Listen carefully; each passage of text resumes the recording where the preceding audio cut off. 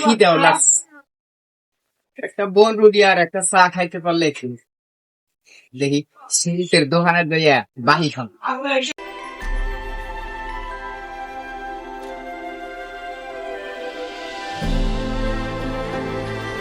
সুরত ভাই, আমার একটা চা দাও তো।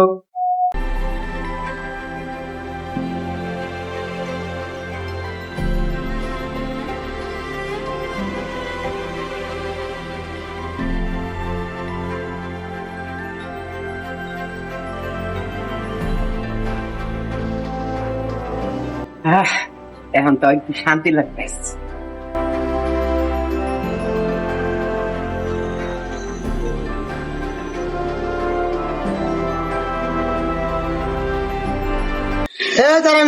চা খাইলি কেক খাইলি টিয়া দাদা ভাই আমার কাছে তো টেহা এখন নাই, আমি পরে আইয়া দিয়ে যাবনি। হ্যাঁ তারা মিয়া টিয়া নাই, তুই চা আর কেক খাইলি টিয়া দাদা। ভাই বেলা 12টা বাজে গেছে, সকালে কিছু খাই নেই তো খুব খিদা লাগছিল, সেই জন্যই খাইছি। আমি পরে আইয়া টেহা দিয়ে যাবনি ভাই। তোমার টিয়া জানাবো না, তুমি ইন্দা সোগা বাইরে যাও। 250 টাকা কোন দিন হয়েছে তো আর কি করবো, একটু তো নিতে পারছি যাই গে নয়, একটা গাছ ধাক্কাই খাইছি, তাও তো একটা চার কেক খাইছি, পেটটা এখন শান্তি হয়েছে।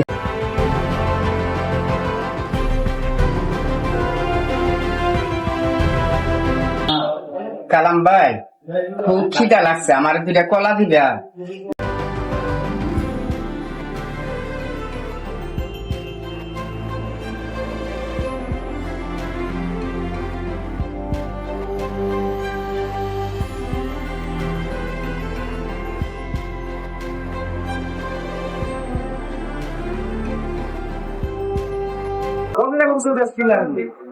আমার কাছে আগে 5,000 টাকা পাই, এখন রুটি ছিঁড়ে নিয়ে গেল। খারাপ তোর দেখাইতে এই শালা, তোর কাছে আগে 5,000 টাকা পাই, এখন আবার রুটি ছিঁড়ে খাওয়া শুরু করছে। আগে 5,000 টাকা দে। ভাই আমার কাছে তো টেহা নাই। টাকা নাই, তুই রুটি ছিঁড়ছে কে? ভাই খুব খিদা লাগছে, সারাদিন ধরে কিছু খাই নাই তো। পেটে খিদা লাগছে, তুমি কামাই করে খাও না? তুমি 5,000 টাকা দাও, তারপরে রুটি খাও। আগের 5,000 টাকা দিবি, তারপর ইন্টিকে যাবি, নাইলে তোর খবর আছে। এই ধরি আনছেন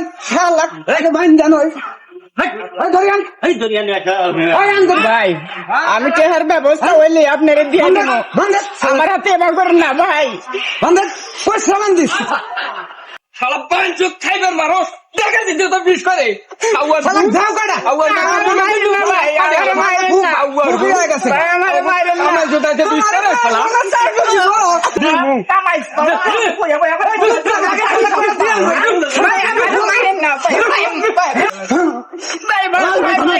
কি হয়েছে এখানে? এই লোকটাকে এভাবে মারতেছেন কেন? আরে ভাই করেন না, ওর কাছে আগেরও 5,000 টাকা পাই, এই টাকা দেওয়ার নামে খবর নাই। আজকে আইসা রুটি ছিঁড়া নিয়ে খাওয়া শুরু করতে, ও 5,000 টাকা দিব, তারপরে আমি ছাড়বো। তাই বলে 5,000 টাকার জন্য একটা মানুষকে এরকম ভাবে অমানুষের মতো মারবেন নাকি? আগে ওর বাঁধন খোলেন, তারপরে দেখতেছি বিষয়টা। আচ্ছা ভাই ঠিক আছে, এ আনিস ওর বান্ধনটা খুলে দাও। আর ভাই এই টাকাটা আমার একটা গোছ করে দিয়া দেবেন আপনি। আচ্ছা ভাই খুলে দিতেছি।